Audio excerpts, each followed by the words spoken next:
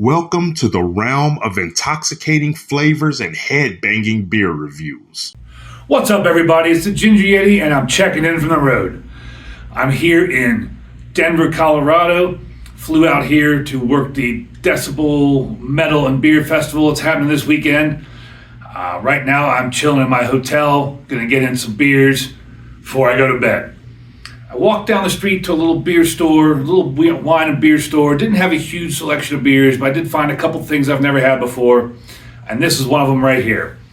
This is the Anton Francois French Amber Ale by Diebolt. It's got like the Eiffel Tower on the can. I'll make sure to post a picture of it up there. I don't think I've ever had something considered a French Amber Ale. So I wanted to pick this up and figure out what this was.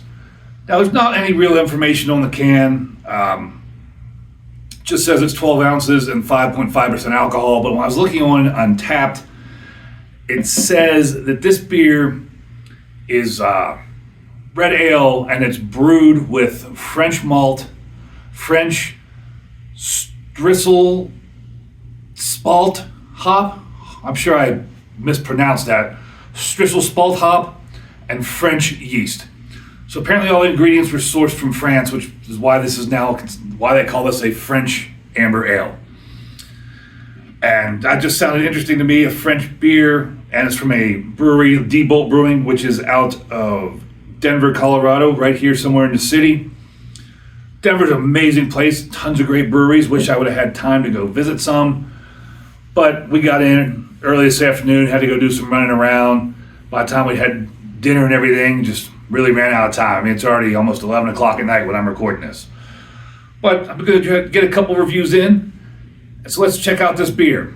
So on Untapped, this gets a 3.54 with 3.4 thousand check-ins. On Beer Advocate, it gets an 84 good, but only 29 check-ins.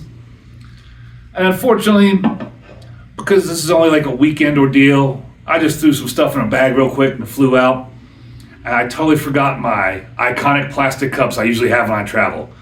Luckily enough, the hotel room has this nice tiny glass.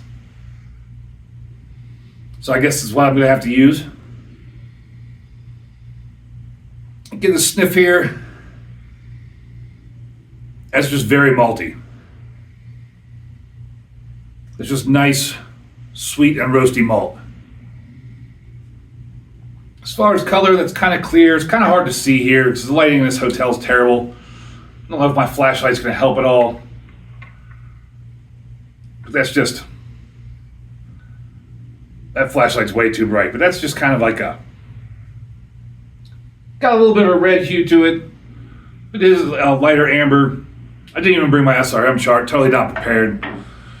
But that's just like a lighter amber, probably up in the 7 or 8s on the SRM, I'm guessing. With about a nice pinky's worth of what appears to be off-white head. The lighting in this hotel room is terrible. I mean, I'm in the Warwick Hotel in downtown Denver. Beautiful hotel, giant spacious room. No real lighting anywhere, just little accent lamps and bullshit. No overhead lights. I don't have any lights with me, so it's kind of dark in here. But this is a cool hotel.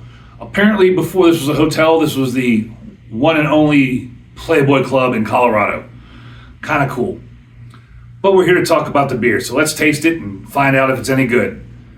I don't know how to say cheers in French, so cheers.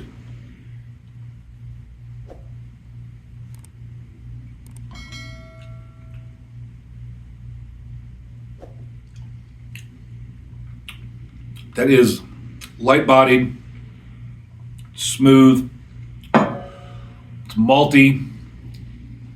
You get a little bit of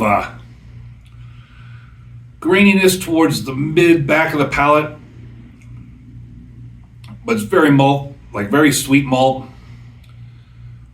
But then after you swallow, you get your mouth is almost coated with just a nice bitterness that cuts through the sweetness to cut down the sweetness, so it's not overly sweet, it's not cloyingly sweet.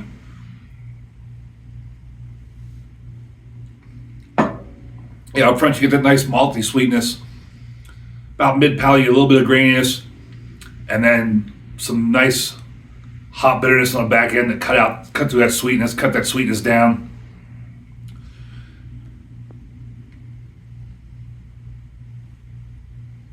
Now, I didn't know what to expect from a French amber ale, and when Untapped it says it's a red ale. I expected from Untapped's description to be a little more malty, a little darker.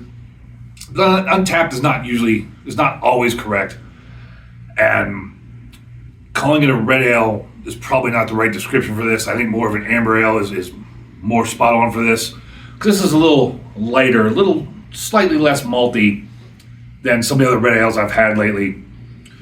But overall, this is a nice beer. I have a 6-pack of it. I'm going to be drinking that eventually. I'm not disappointed. I have a 6-pack of it. I'd give this a horns up. I bought a 6-pack of this, a 6-pack of a different beer, and a single of another beer, because the beer store really didn't have a big selection. And I paid $34 and change for it, but I did not get a receipt, so I don't know the exact price breakdown. So I roughly got a 12-pack of 12-ounce cans, and then a single of a 16-ounce can for $34. About, what, $6 a beer, roughly? Something like that. Not too bad. I'm sure this was less than $6 a beer, but like I said, I don't know what the price was.